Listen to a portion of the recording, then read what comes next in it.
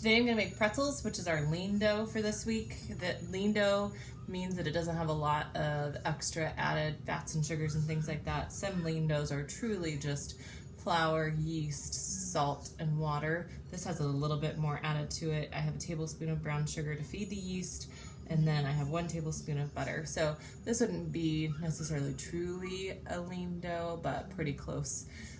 Just another option for you guys to make, but you could choose something else on that lean dough list also. So remember that we're gonna start with yeast and warm water. So I have warm water here, and I've got 12 ounces of lukewarm water, and then I have 2 1/4 teaspoon of active dry yeast. If you just have packets of yeast at home, then this is 1 packet of yeast equals 2 1/4 teaspoon.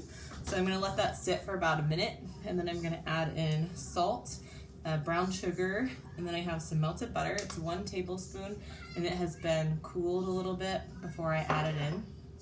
And then my flour is ready here, and for my flour, I just have about 3 cups ready to go, and I will add more as needed because we can always add more. We can't really take it out, right? So I have 3 cups ready to go. I might add up to 1.5 cups more. It just kind of depends on how it works out when I'm kneading it. And then after I do that, I'm gonna let it sit for a little bit, just about 10 minutes. This is not your traditional let it sit and double. So I'm gonna let it sit for about 10 minutes, and then I'm gonna make a baking soda bath, and I'll show you what baking soda bath means here in just a minute. But I'm gonna add in my brown sugar, my melted butter, and get those combined. And you can use active dry or instant yeast here. And then I'm gonna whisk in stir in about 1/2 cup of flour at a time. And you can see that this is really, really soupy. So I can tell, just when I'm mixing this here by hand, that it's definitely gonna need some more flour here in a minute. But I'm gonna use this 3 cups first. You could do this with a dough hook on your stand mixer. This is, I think, simple enough to just do it by hand.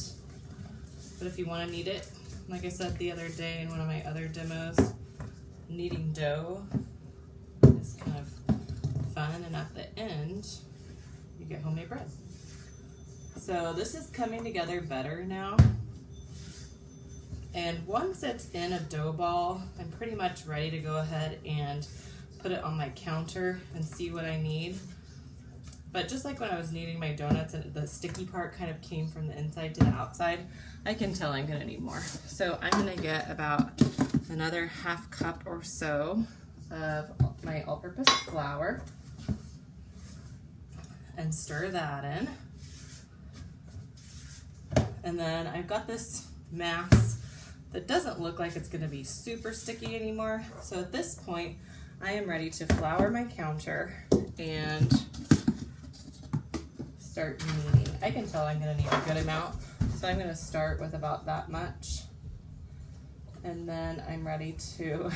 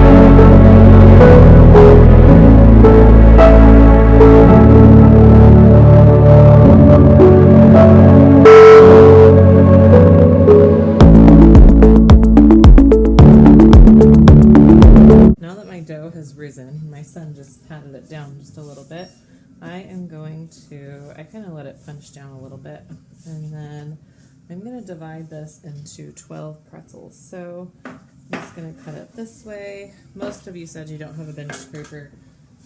You could use a knife, and that'll work just the same. And then I'm going to get some flour on my surface, and then I am going to, cut this into thirds, and that will give me about 6 even pieces. I kind of pushed it into a log like this, and then I can see that this one's a little bit bigger, so I'm going to do that. And then this gives me 6, which means I can just cut each of these in half. And then the next thing I will do, if I needed to, I would put these like in little balls basically, but these are actually pretty good like this. So now is where I need my counter to be just a little, I need it to be a little bit sticking to my counter, not completely just coming off of it, because that's going to help me make this rope. Now, if you want to make a pretzel, you can twist it like this and then fold it over like this, and you'll have a pretzel. And these also make really good and like sandwich buns. If you've ever had a sandwich on a toasted pretzel bun before, they're really good.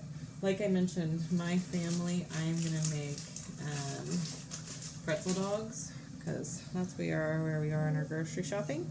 So I'm just gonna take this, and you could just use a hot dog, or you could use like a sausage. And it's basically, you know, a pig in a blanket at this point, because it's just a yeast dough. And then I want to pinch the ends so that they come together. And then I'm going to make a bunch of hot dog mummies, is also what we call them around Halloween.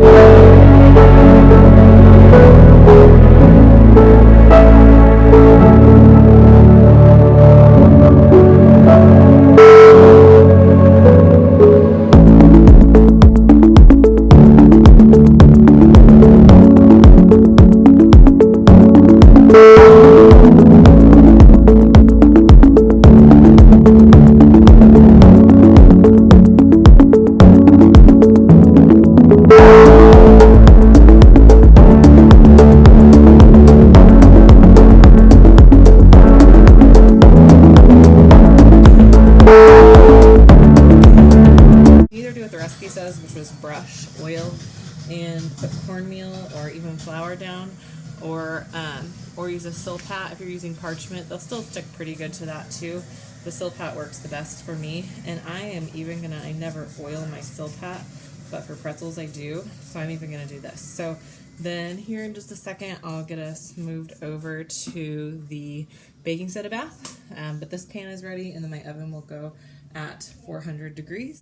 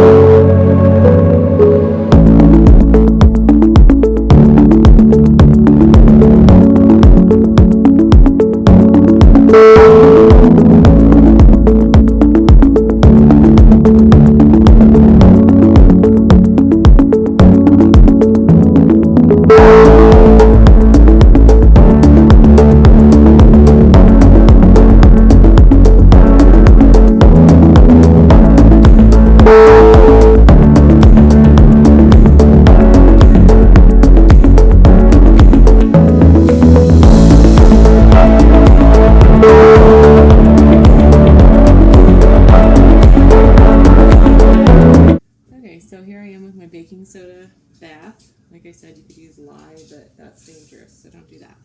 And I'm just going to drop each of these in there for about 30 seconds, and then I'm going to put them back on this pan. And then if you put them in there more than that, they're going to taste like baking soda. If you tasted baking soda before, like if you were in one of my classes where the group accidentally used too much baking soda, then you know what it tastes like, and it tastes like bitter and soapy, so you don't want it to go any longer than that, or it'll be, you know, that or metallic. So we don't want that. And then after I do all of those, I can brush them with an egg wash if I want to. The egg wash will give them even more of that like nice golden brown, but that's not required. And then I'm going to bake them. And then these also are great from the freezer. That works too. So I'm just going to toss it in.